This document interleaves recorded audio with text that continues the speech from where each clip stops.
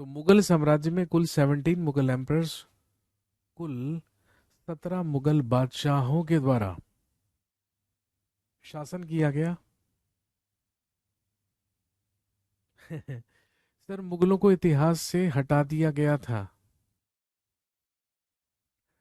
नहीं, आपके competitive exam में क्वेश्चंस मिलेंगे आपको यहाँ से।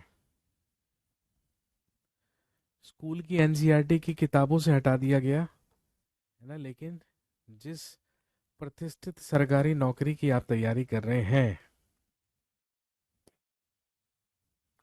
है ना, अभी वहां से नहीं हटाया गया है। कहने का मतलब जो कॉम्पिटिटिव एग्जाम्स होते हैं ना, उसके सिलेबस से अभी नहीं हटाया गया है। वहां से तो अभी भी काफी क्वेश्चंस है, काफी सवाल हैं जो बनते हैं। अब देखो, सिंपल सी बात है, मैं आपको एक छोटा सा एग्जांपल देता हूँ। ठीक है।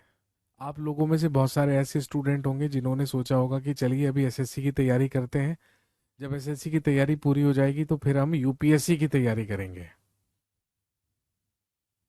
है ना।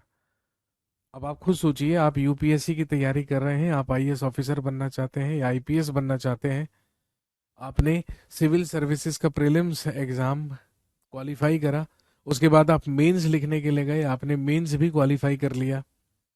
और जब मेंस क्वालिफाई करने के लिए आप इंटरव्यू देने के लिए जाएंगे, है ना, तो यूपीएससी, है ना, हमारे देश दिल्ली में जो यूनियन पब्लिक सर्विस कमीशन है, जो यूपीएससी का हेडक्वार्टर है ना, वो खुद शाहजहां रोड पर है। अब आप खुद सोचिए कि आप यूपीएससी का फाइनल इंटरव्यू देने जा रहे हैं, शाहजहां रोड पर जा रहे हैं, और आपने यूपीएससी की तैयारी में शाहजहां के बारे में पढ़ा ही नहीं है ना। वो जगह जहां पर आप इंटरव्यू देने जा रहे हैं वो खुद शाहजहां रोड पे है भाई। खुद बताइए। हमारे देश, है ना, हमारे देश में तो प्रधानमंत्री, रक्षा मंत्री, गृह मंत्री सारे के सारे अकबर रोड पर रहते हैं।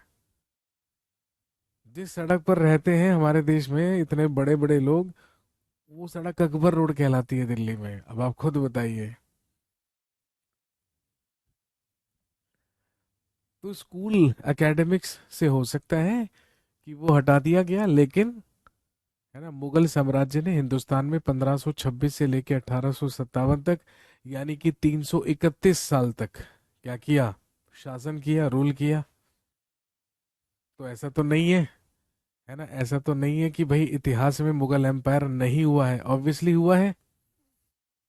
और हुआ है तो हमें कंपटीशन पॉइंट ऑफ व्यू से पढ़ना भी पड़ेगा, थोड़ा बहुत जानना भी पड़ेगा भाई।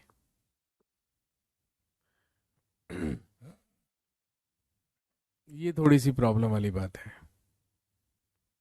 ठीक है, चलिए, तो स्टार्ट करते हैं मुगल एम्पायर के बारे में, मुगल साम्राज्य के बारे में।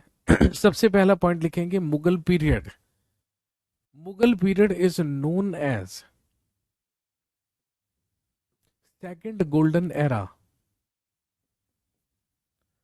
Of Indian history.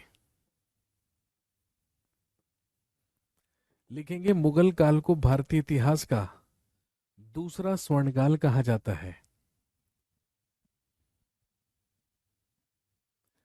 मुगल काल को भारतीय इतिहास का दूसरा स्वर्णकाल कहा जाता है। This is known as second golden era of Indian history. और अगर ये सेकंड गोल्डन एरा है तो स्वाभाविक सी बात है फर्स्ट गोल्डन एरा भी रहा होगा, या प्रथम स्वर्णकाल भी रहा होगा। तो ध्यान रखेंगे, प्रथम स्वर्णकाल किसे कहा जाता है? गुप्त काल को कहा जाता है। गुप्ता पीरियड को कहा जाता है, जो कि 4th 5th सेंचुरी में चला।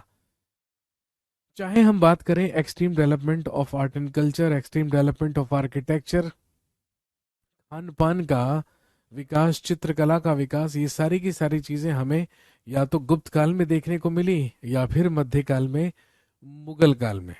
इसीलिए इतिहासकारों ने मुगल काल को भारत के इतिहास का दूसरा स्वर्णकाल कहा है।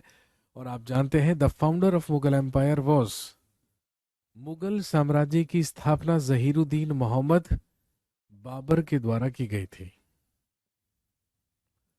मुगल वंश का संस्थापक भारत में हुआ बाबर, जिसका रूलिंग पीरियड 1526 से लेके 1530 तक रहा।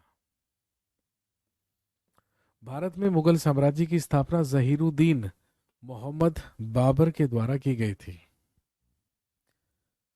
तो कहने का मतलब है मुगल एम्पायर में हम सबसे पहले ही बात करेंगे किसके बारे में?